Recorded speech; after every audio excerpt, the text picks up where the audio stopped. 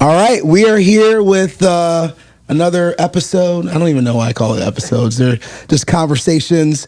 But man, honored to be here with someone that I have from afar at first really was inspired by, even though I'm not a photographer, just what he's done and what you've done in the industry.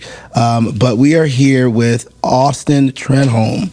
What up, man? Hey, man. How you doing? Good to see you. Good to see you. Thanks for having me. Yeah, man. Welcome to the HQ. You know, how you feeling today? Good. Very crispy, very tanned. Yeah. I've been traveling for work and then also just got back from vacation. So You're about to go get another tan here. about to go to Nicaragua. Yeah, I'm bringing my hat this time, literally, so I can keep the sun off my face. How you been doing with the immense amount of heat happening this summer? You know, for me, it's been okay because I've been gone. So I've been traveling every weekend. You've been leaving us here every weekend flying out to go work, and then we just got back from a long vacation. But just being back like this past 48 hours, yeah, it's like hot as heck. But it's okay. It's like, it is what it is, you know. At this point, we're like, especially as a photographer in Florida mainly, you kind of have to just get used to being hot and in the heat with full clothes on.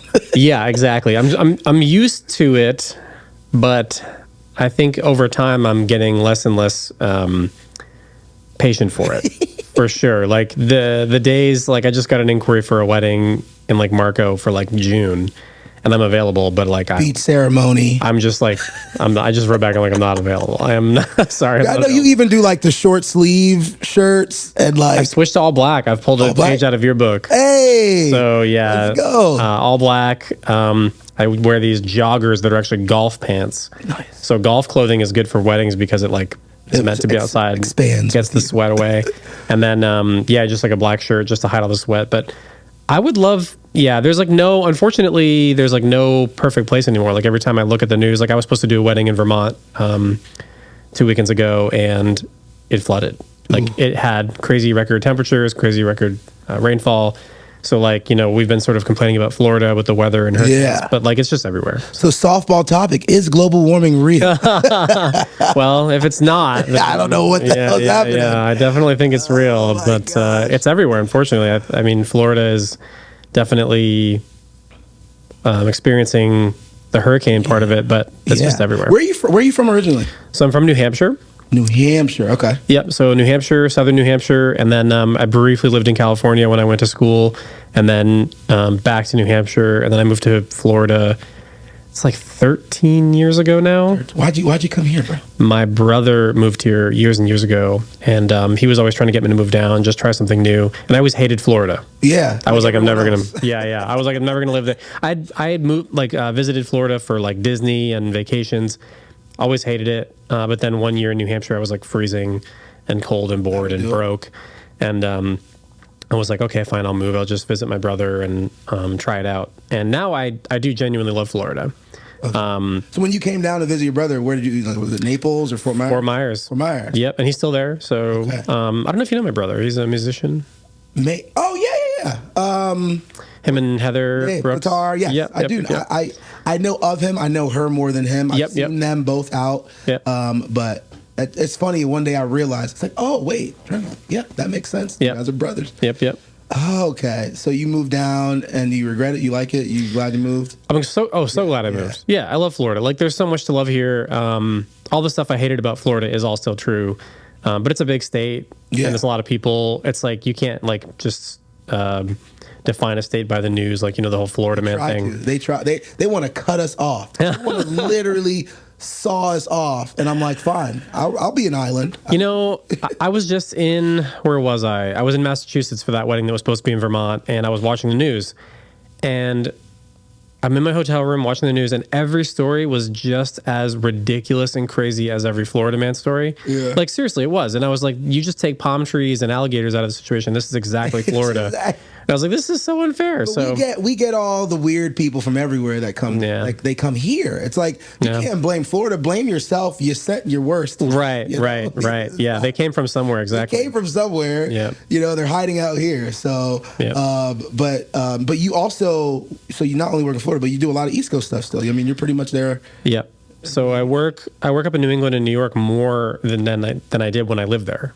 So yeah, so because everybody comes from Florida, like all these weddings will have guests and bridesmaids and groomsmen from New York, Connecticut, Maine, everything. So then they get referred to me, and now all summer, and it's beginning to be all year. Like even I have a couple weddings in October up in New York. More and more, I'm working up in New England. So really, these days, I'm just more of a destination photographer. I have a wedding now next year at Pippin Hill Farms, which is in Virginia. So I'm just getting more of those destination weddings. What's it like being in two markets? Does it feel like you're in two different markets, or it just feels like you're just... It used to feel like two different markets. I would just trade off like I was a snowbird. So summer would come and I'd do lots of weddings in New England, and then winter I'd be in Florida, which was great, very convenient. It's an easy flight. But now it just feels like I'm in the national market. Maybe not necessarily West Coast or Central, but that's just because like I think that there's a huge like amount of photographers available on the West Coast and Central that are like super talented. Yeah. And to bring me, like I got a wedding inquiry for San Diego a couple months ago, and the quote that I have to give them to go shoot there is so high that like it doesn't make much sense for them to bring me there. I mean, they could still book me, but there's just so much talent out there that's like literally... Why would I pay extra to get this guy to travel? Right. An hour away, they can get someone who's, as good, if not better, for the same, or maybe... And also what I'm finding now is that the price point that I'm at, I'm charging so much that it's funny, like if you look at how much I'm quoting, for just a little bit more, they could have like... They could... Someone real bougie, over there. Someone with a big name. So it's honorable that you acknowledge that and even feel that out, Yeah. Because I feel like I'm getting to that point too, where they're like, we have to have you, man. And I'm like, all right, your planner told me what your budget is. I'm over. They're like, we'll make it happen. I'm like, okay, all right. But I mean... Yeah, I don't want you to be out of the rest of your budget for you. Yeah, totally. I know. I especially feel that way because people will be like, "Oh, you were the most expensive part of our wedding," and I'm like, "No." Yeah, that feels good at first, and you're like, "But yeah." Like, I mean, that can be okay. I mean, for me, it's more about budget compared to guest count, right? Like, I love a $60,000 wedding or a $50,000 wedding if it's like 35 people. I love that. Right, it's great. But if you're saying you have 200 people and it's $80,000, I'm like, I mean, again, there's nothing wrong with any budget wedding. There's nothing wrong with a courthouse wedding. There's nothing wrong with eloping. Like, to me, no one has to spend money on their wedding. But, when people call me and they want what, I post and they want the pictures that I'm posting in that same style, in my head, I'm like, well, you kind of got to throw down these pictures that you're loving are all pretty high budget to low guest count weddings. So yeah, I mean, what do you feel like? I mean, with the demand, I mean, by the way, I'm sitting right here with top 50 photographer in the United States of America. Yeah, to one blog. No, it's the blog. No. How's that like? How's that feel? I know that's like fresh off the press, but like, is it validating? Does it do anything for you? Does it move the needle for you? Like, yeah, it is validating in a lot of ways. I never really try to think too much of lists and awards and sort of like stuff like that. What I try to do is I consider the source, right? So if some rando blog that doesn't have great curation, or maybe like, I don't know, like, if some place with not very good curation put me in the top 40 or top 50 list, I would probably not think twice about it. Right. Like, well, whatever, it's cool, but I wouldn't think about it. But with the WED, which is the blog you're talking about, the WED, yeah, they're like a newer blog, but they're dope. But yeah, their curation is like amazing. I met them at Engage. Oh, you did? Yeah. Really? Yeah, bro. They had the whole room full of all the publications and stuff. And okay, I actually got to sit at one of the diner rounds with. Which Engage was that? This is New Orleans. It was. Yeah. Oh man, I wish I had known. Yeah. I would have gone and said hello to them, but yeah, their curation is so good, and the photographers that they choose to be in their like membership program. Like, it's not like anyone can just be like, hey, we want to be, how much is it to be a member? I mean, you do pay to be a member on their blog, but they pick you, and they're like, they keep to their specific aesthetic, and I love it. like so many of the people that I admire so much are, you know, on their list, like Sam Blake or Norman and Blake and Joel and Justina. Like to me, those photographers were like the ones that I'm fangirling over, and you know, they're the ones that I'm reaching for. But now that I see sort of that I'm like in that same level according to them, that means a lot. That's dope. Yeah, to be on a list of with people that you admire is really cool. Yeah, for sure. Yeah. I have a problem though. I have a problem with these publications. Why does DJs never get published? But it's a funny question because I know why. But like, you know, there's planners and photographers and top. You know, I'm like, what about the DJs, man? But maybe you need to start a database. You know, I'm thinking about it. I'm just trying to figure out how to get it validated by the rest of the wedding world. you know, make a platform and. You know, have people submit their like set list and stuff like that. I don't know. That might be funny. Where do you feel like publications play? I mean, I think that's, you know, everyone's, I mean, mostly planners and photographers, but like those lists, those publications, Martha Stewart, all these, like, where do you feel like that plays in the industry? Do you feel like it's a big deal? And yeah, I mean, it is a big deal for certain things. I mean, what I like to tell people, a lot of photographers will reach out to me and ask for advice and like, how do I submit for publication? How do I get published? How do I get published? And the truth is, like, I almost never get published. Like, almost never. I almost never submit for publication because I mostly don't care about getting published. What it is being published, like in the WED and things like that, it means a lot to me that they want to publish my work. I don't chase like prizes, and I don't submit to competitions or submit for publication because for me, I try to tell people all the time, you know, I shoot 40 weddings a year. I won first place 40 times this year. Like I was someone's number one choice for their wedding. So for me, it's just all about, am I booking? Are my clients happy? They're the ones that I care about. They're the competition that I'm winning. So, you know, I got 40 first place prizes. That's this cool. year. That's a really cool way for anyone to think about it. Because wherever you are, I know we're always reaching, we're always trying to punch up, and which is good. Like you have to, like you want to do that, but at the same time, there can be a level of contentment that no, I'm actually winning. I'm actually, you know, the first place, and so that's really cool. That's a really cool perspective. Where does that come from? Where, you know, how do you exist in both worlds? How do you want more, want bigger, better, and still be content? How do you balance that out? There is no balance. It's just waves. Right. So there are days where I look at other people's work and look at my work and I'm not happy. Yeah. You know, there are days that I just think I need to improve. I'm not like this. You know, these pictures I'm taking and posting and sharing aren't up to my own internal standard. And then there are days where I flip through my work and I look at it and I look at, you know, my Instagram feed, or I look at some printed albums I have and I think, damn, I'm good. And so it's not really like a balance. It's just day to day how I feel. And I try to be honest with myself. I think that there have been times in the past few years where I look at my work and I think this isn't the direction I want to go. I want to show work that I like and I would want to like have for myself. If I were to hire a photographer, I want to be more like this person, or I would want to hire this photographer if I was needing someone. And so that took honesty and then practice. So I would set up like test shoots and I'd do a model call or say, hey, any couples who want free photos, let me know. I need to do a test shoot. This isn't like, you know, don't expect what, you know, anything in particular. I'm trying some stuff. And so then I try to be honest with myself and sort of like know when I need to practice something new.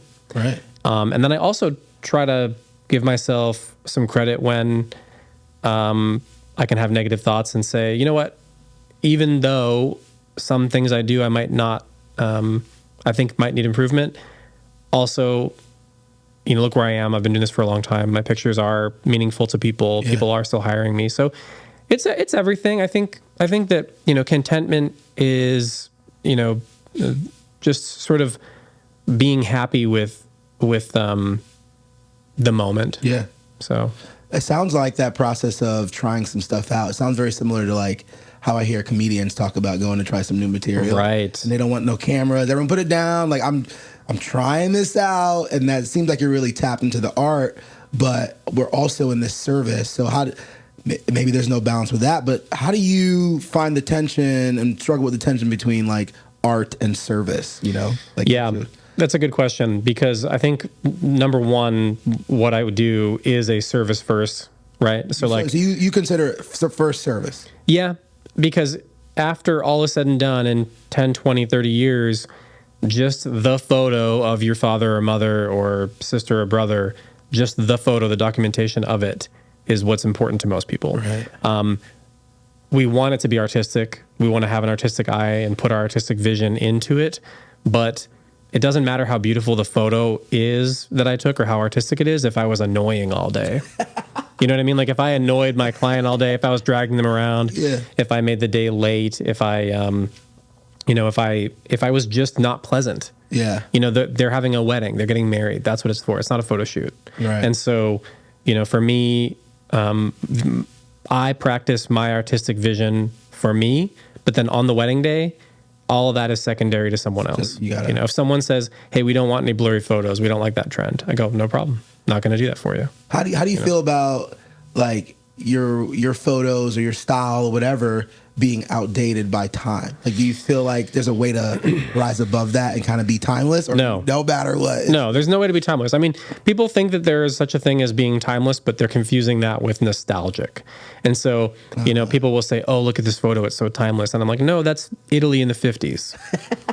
That's just nostalgic, which is wonderful. And though that style may still be relevant today, and that style may still be like in, and maybe those same umbrellas are still there on that beach in Italy, but that's not timeless. That's very dated. And actually, I embrace like things that are dated. Like when we look at pictures of like our parents' weddings or something like that, it's so funny and hilarious to look at like the styles in the 70s and like see what was popular. Imagine if it just looked identical to today. It wouldn't be special. So like, I don't really try to be timeless. I try to, what I want to not look dated is just some trend. Right. Right. I don't want to jump on a trend that, is only popular for half a season. Yeah. And also what I'm realizing is that if you look at what, people really care about, it's, again, this goes back to, I can take the most, beautiful, perfect portrait of a couple on a cliff with the sunset and everything's wonderful. But then when I deliver the gallery to that client, inevitably the first pictures they share and post and use is like some not artistic, candid moment of them that they loved. Yeah. So they always pick the real moments that sort of bring them back to the feeling. Right. Because when they're in that romantic pose on the cliff with the sunset, usually they're like feeling kind of awkward or strange. Like you don't do that. So what I'm trying to do is make, my art and everything revolve around the real moments. And of course, like it's so funny. People will say, "Oh, you're so good at like, how do you get all these, candid moments? How do you predict?" And what I've realized is, well, after hundreds and hundreds of weddings, you can have a muscle memory of when something might happen. Wow. And be ready for that real moment. And then once you get good enough at predicting those real moments and when they're going to happen, you can then inject your artistic vision into them. So like if, post ceremony, they're just on this high and elation and something's happening. And I can say, okay, I know I've nailed this shot a million times of them coming out of the ceremony. This time I'm going to drag the shutter a little bit. This time I'm going to use flash. This time I'm going to have a film camera right here and I'm going to do like a little point and shoot film camera moment and then quickly drop it and go back. And so like, again, it's just practice. Sort of, I always say it's kind of like sports. Yeah. Well, it's, it's funny you say that because I was just about to ask you, there's a lot of, as a DJ, I have this pressure sort of like in the moment, like don't screw up, don't say the wrong thing because everyone will remember, right? Mm-hmm. But you have this pressure, and videographers have this pressure of, like, there's not pressure on you right now in the sense of the people are waiting for you to do something, but like you have the pressure of like, you have one moment to get the shot. What is that, like, what's the dynamic of that? Because I even see, I've seen like photographers bump into a videographer as they're getting it, like move out of my way, and the moment's gone or whatever. Yep. What's that whole dynamic like of like that pressure? I actually don't believe in that pressure anymore. I think that pressure is fake. Like, I mean, I think I remember when I first started the career, I did think to myself like, okay, you got to get the kiss shot, you got to get this shot, you got to get that shot. And like, there is this like sort of idea that you only have one chance.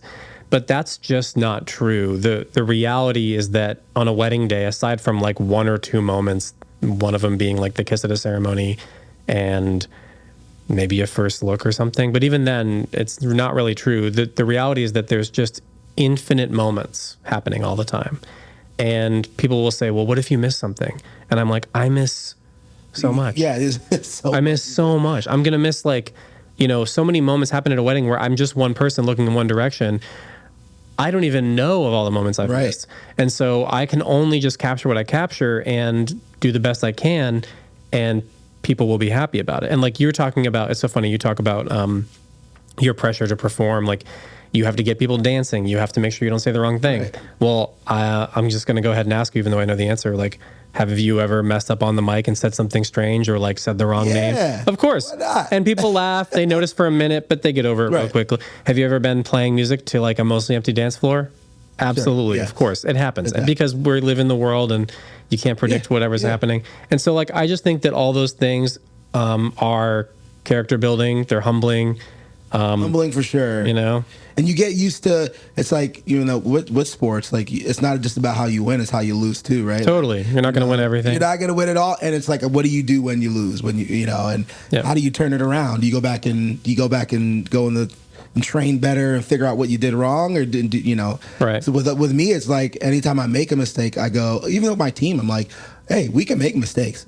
We can't make the mistake over and over. Right. Like, what do we do now? What system do we involve? What training do we need? What new staff do we need? Like, how do we close that gap between that failure? So, right. But no. Yeah, there's a saying, it's you either win or you learn. Right. And so when you're not winning and you're not succeeding, you're learning. So the mistakes and the failures, you can just replace those words with learning, and that can come down to something as simple as, you bump your head somewhere. Well, you didn't know there was something there, and now you're learning that there is something there, and you bumped your head on it, and that hurt, and that pain is you learning. So, with photography and like, people love to think of artists, it's like this whole, they like to think of it as inspiration, and you have this like, magical part of your brain that's artistic and that's different than something else, but it really isn't. It's no different than like, again, like an athlete. If you're a tennis player, you have to practice your serve, and with creativity, if I want to incorporate flash or motion blur or like just feeling into my photos, I have to practice that. It's not going to happen the first time. Yeah. So, well, you've dived really. I mean, you are one person I know that is very much so into the technical aspects of what you do, so much that you've created a really dope sort of, I don't want to call it side, I think that's not doing it justice, but something that has grown so big that friends of mine use that don't even know that I know you. But Good Light is, it's a preset. Good Light Presets is what it's called, correct? Yep. When did you start that, and how? Like, what is that? How is that going? It's going great. We started it, I think, 4 years ago. It's myself and Cody from Hunter Ryan, and for years and years, like he and I I have certain people in my life that we just have like weekly phone calls, sometimes daily phone calls to talk about nothing. Like I'll call him and just, if something I find interesting, I know he'll find interesting, we'll call and talk for like, an hour. And his wife too, Tiffany, like if something else comes up, I love them both. She'll call and we'll talk forever. And so he's just one of those people that we talk to each other a lot. And for years, people would ask us if we made presets, if we sold presets, because they like the way we edit. And one day, after sort of like a lot of stubbornness, we decided to do it, which honestly turned out to be a lot harder than, like really harder than we expected, harder than I expected. Well, to make like a really good preset that was different and innovative took a lot of like technical know-how and, development that I personally didn't have the patience for. Luckily, Cody did. So I was more like a tester, and I have a good eye for what works and what doesn't. And where Cody is sort of a perfectionist and very technical, he'll work on something forever and never release it. And I'm not. I'll say, this is great. It's like, drop the album, man. It's done, right? It's done. Let's do it. And so we work really well together in that respect. And so for the past 4 years, we've been doing the presets. And yeah, I mean, it's a side thing. I wish it was less of a side thing. Like right now, we have a lot of work to do for it, but we just have no time. So between like Cody and I are very, very busy photographers. I'm winding down. My goal is to shoot like 40 weddings in 2024, which is a lot. Which is a lot, yeah. That's like I'm more than most people. My goal shoot. is 30. I've done 100 pretty much the last 4 or 5 years, and my goal is 30 for 2024. But I'm already kind of like 75% capacity, so I think it might go a little over. But right. Yeah, it's definitely hard to say no to weddings. I love my job. It's a lot of fun. But every wedding I do is less time I can devote to good light. But the time that we have devoted and the time we can devote, like it's been such a like both rewarding side job to see how much people love it. Yeah. Also, it's been rewarding to like see how much I love it. Like I honestly, even if it was just to create something that we used and didn't sell, I would be thrilled. Did you ever have any reservation for like, and I'll say this with a grain of salt, like creating your own competition in the sense of giving them the sauce and like, you know? Yeah. I think that like that can be real. You know, the whole idea of like training your competition or like giving your competition the secrets to compete with you. Again, that's sort of a mentality that in some universe is real. Yeah. But in my universe, luckily, I've just reached a point now where that's not going to happen. Yeah. You know, with the weddings I have and the clients I have and the edits I have, like even we have people in our user group where I'll literally show them, like I'll do a screen record. They'll say, how do you edit? And I show them exactly how I edit. This is how I do it. This is how I shoot. These are the settings. And they're not getting the same thing. And it's just comes down to how they shoot things, what their vision's like. Some people everyone has their own. It's like chocolate chip cookies, right? Ooh, talk about it. Chocolate chip cookies. Medium rare. Medium rare. So you have a taste on chocolate chip cookies? Medium rare. The recipe is on the bag of Hershey Kisses. It's there.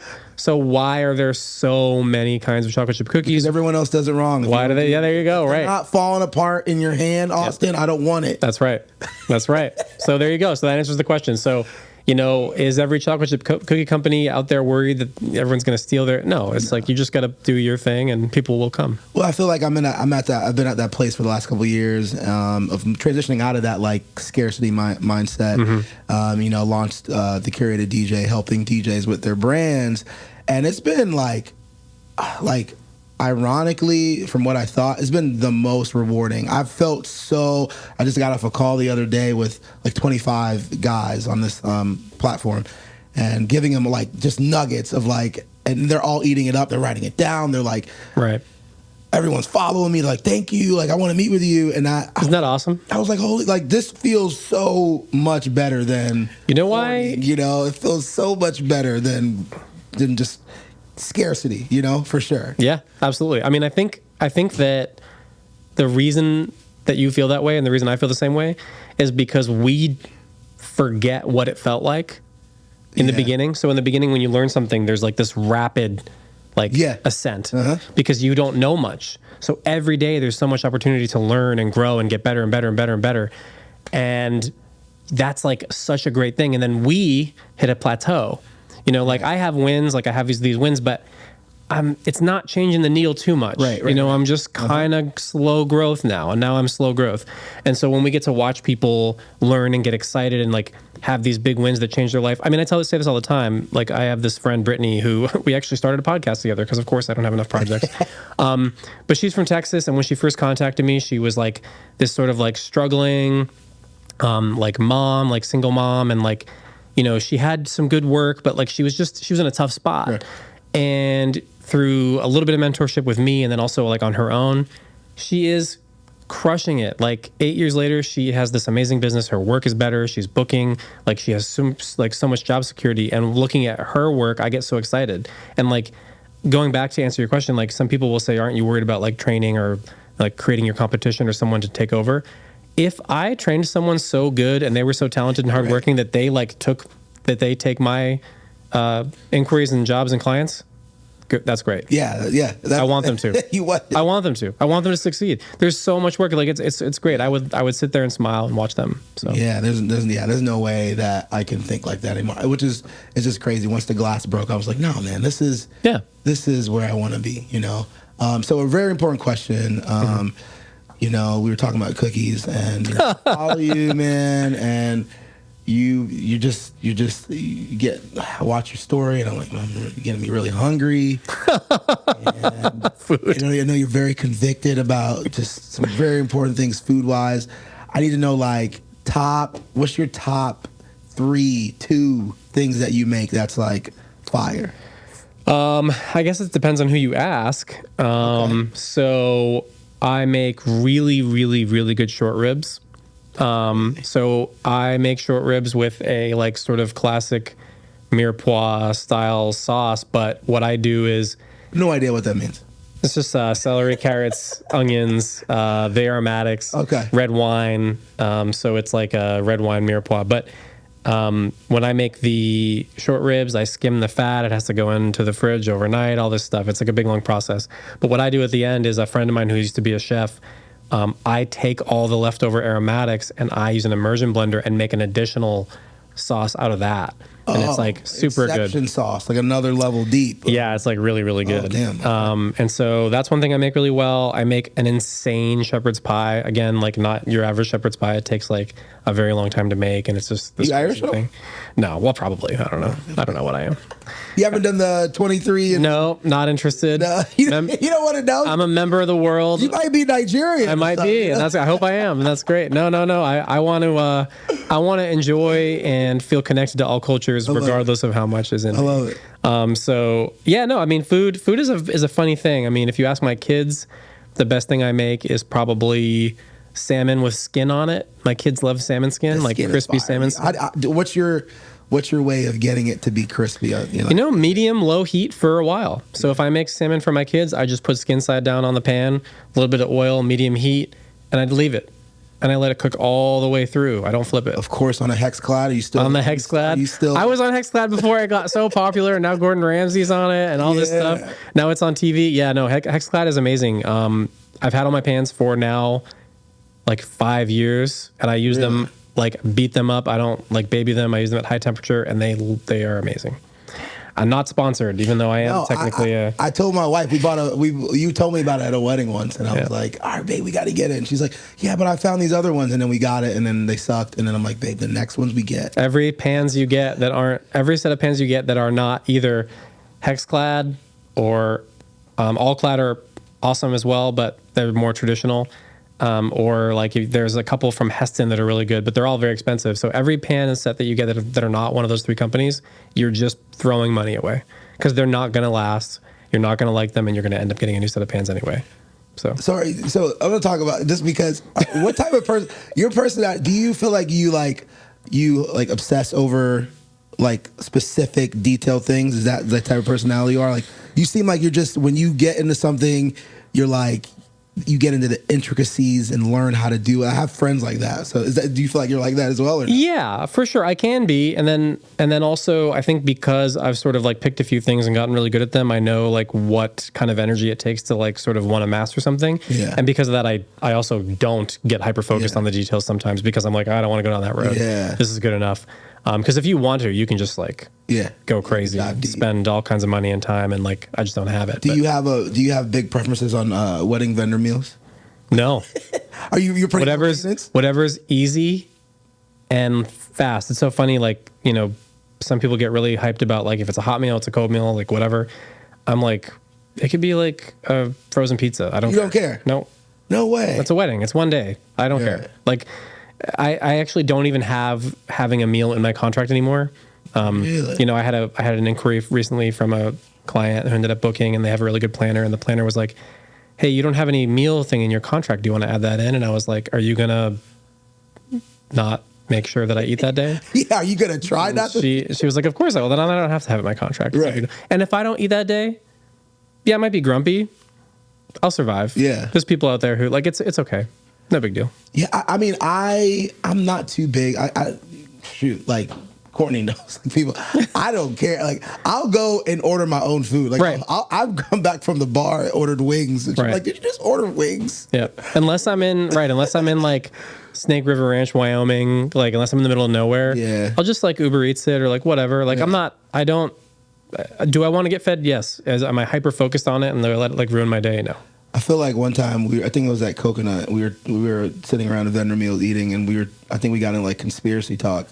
What's the one conspiracy that you know is real? Oh goodness. Do we want to go down this road? We don't gotta go too far. Just a little. Just walk down the path. Conspiracy theories. My goodness. Okay, I'm gonna listen to my wife is over here on my left shoulder, and she's saying, "Don't answer this question." So I'm not gonna answer this question. I'm gonna listen to my wife. She's in the back of my head. Okay. Sorry, pass. It could be a fun. All right. No, I have some, but I'm not gonna. I know. I don't want to get you caught up. No.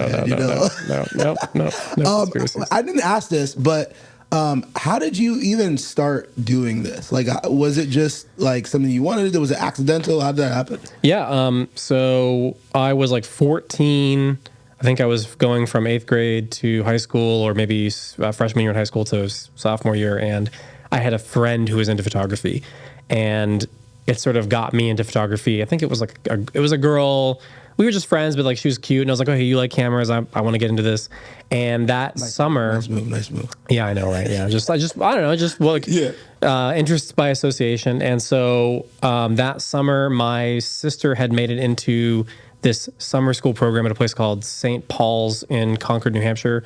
So it was this like private school summer school program that was like very prestigious. So she got into that. I did not get into that. So I would be home for the summer, and my dad wanted to go to Florida to work on boats. My dad's like this handy guy. He can like fix anything. And so he wanted to go to the Fort Lauderdale boat show and like work on yachts for a while. So he couldn't leave me home alone. So he asked if I wanted to go visit my aunt in New Mexico for the summer, which was great. I had been there before. It was really wonderful and fun. So he sent me with a camera. He knew I was interested, so he went and bought me this like nice film camera. And that was when I was like 14 or 15. And now fast forward till I'm 37 next month, and that's all I've ever done. So, do you have a vision of how long you think you'll do? Like, I always think about what's my exit look like? Because do I want to be a 50-year-old DJ? Like, I probably could pull it off. I could probably make it look cool, but like, have you ever thought about your exit plan? Yeah, all the time. I mean, part of it is good light, part of it is education. Like, I love, like, just like you were saying with your DJs, like you got off a Zoom call with like 25 people. I think the reward I get from teaching people photography or like business in general is super high. So it'll probably be something like that along with good light. But then I do occasionally see photographers, you see both, right? So you see some photographers get older, become irrelevant, become out of touch, and you're like, oh, that's a bad look. I don't want to do that. They pull a Brett Favre, basically, like, you know, should have stayed retired. Should have stayed, don't come back. But then I also see some photographers who are at the highest level, who are like 40, 50, approaching 50, who are like killing it. Yeah. People like Greg Fink, and I'm like, I don't even know how old Greg Fink is, but he's got to be mid 40s. I don't know. And he is just killing it. And I'm like, okay, that's cool. That's cool. I'll do that if I can do that. If you get that, yeah. But if I ever detect, or if my wife ever says, hey, you're not as cool as you think you are, we'll call it quits. But yeah, no, I think similar to you, like with this whole thing. And I don't want to think of it as an exit strategy. Like, I'm sure that you didn't make this DJ thing as an exit strategy. It's just once you achieve something, I think, and you're sort of like, again, plateaued, there's only so much you can enjoy that plateau. Right. And so starting something else and finding that reward, and then realizing that it makes it so you don't have to like stand for 14 hours every Saturday. And you know what I mean? Like, it frees you up to think, okay, there are other options. Yeah. And so, it's not necessarily even an exit strategy. It's just like, again, like I started a podcast. I have no time. Yeah.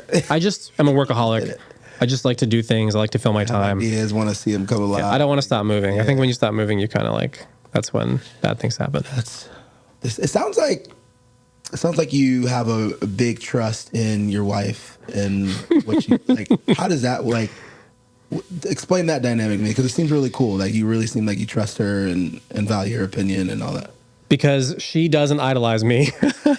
So she's like, you know, she knows me as like a regular human person who makes mistakes, and you know, so you know, there's a lot of photographers and people in the industry that can sort of like hold me up on a pedestal, and it's because they don't know me. And I've experienced this before. Like, I've met my heroes and the people that I think are amazing in the industry, and you know, you just realize you're just regular people. Just regular. And so with my wife, she's good because she isn't a photographer. She's not involved in the wedding industry. She's just a person with normal person views. And so when I do something or say something or, you know, whatever, if I have an idea, I don't always 100% agree with her. Sometimes she thinks things aren't going to necessarily work, or she can't have the same vision as I can because, you know, I'm an entrepreneur and she's sort of had like she's a teacher. Right.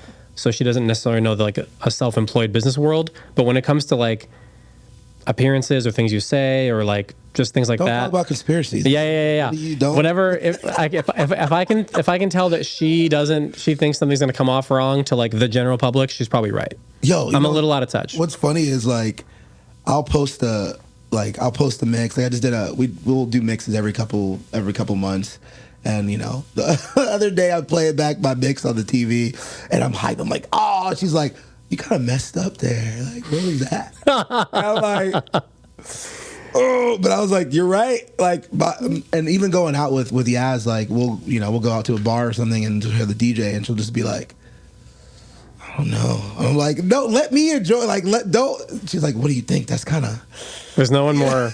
There's no one more critical than your spouse, than your partner. I love it. It definitely keeps me on earth for sure. Yeah. Where she's like, but it also means a lot in that same vein. Like when she sees something I do and she's like, "This is really good." Yeah, it means she never looks. Yeah. I'll be like, "Oh, did you see? Did you see that whatever I posted on Instagram?" She's like, "No." She has to go look, and I like that because she's like, "That's great. I'm proud of you. I don't have to look at all your stuff." Right. But then every once in a while, she will see something and be like, "This is really good," and I'm like, "Thank you." And when she said that, it means it's really good. Yeah, it means it's really good. Yeah.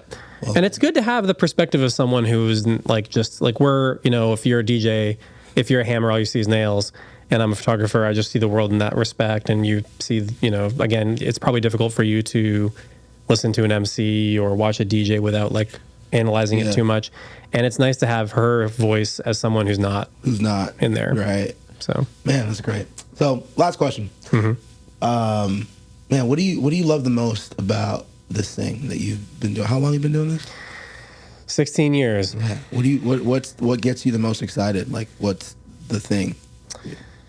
You know, nowadays, I really enjoy when I capture moments that I know are going to be really important for someone in like years to come who won't even care about me or who took it.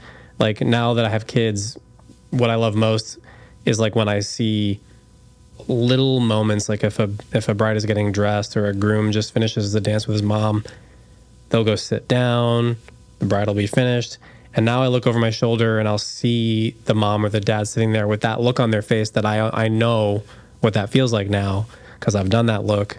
And when I capture those moments, those very subtle moments, that's what like really gets me excited about every single wedding and every single photo shoot. It's like documenting these moments that are not going to last forever. Right. You know, we just hung up pictures of our kids from their my daughter's like kinder or pre-K graduation, and like it's like a cheesy Susie photo of her in a cap and gown, and it's like my favorite photo in the house. Wow. Because like it's just this moment that like I even looked at that photo, it was taken just a few months ago, and she looks like a baby. In 6 months she's grown so much. And so that's just knowing what time does to a person and what time does to a photograph and how important it is what gets me excited. Love it, man. Well, awesome, man. I appreciate you coming on, man. Yeah. We still got to do with Curtis. We got to do cigars, some bourbon. We got to vibe. When, you know, some point, hopefully before fall season, because it's gonna get wild. But I'll be back on Monday. Yeah. Thank you for coming by, man. I appreciate it, man. Appreciate you. Have fun in Nicaragua. Yeah, thanks, man. Have some gallo pinto. All that. Will do. Carne asada. Peace out. Great job, man. How long was that?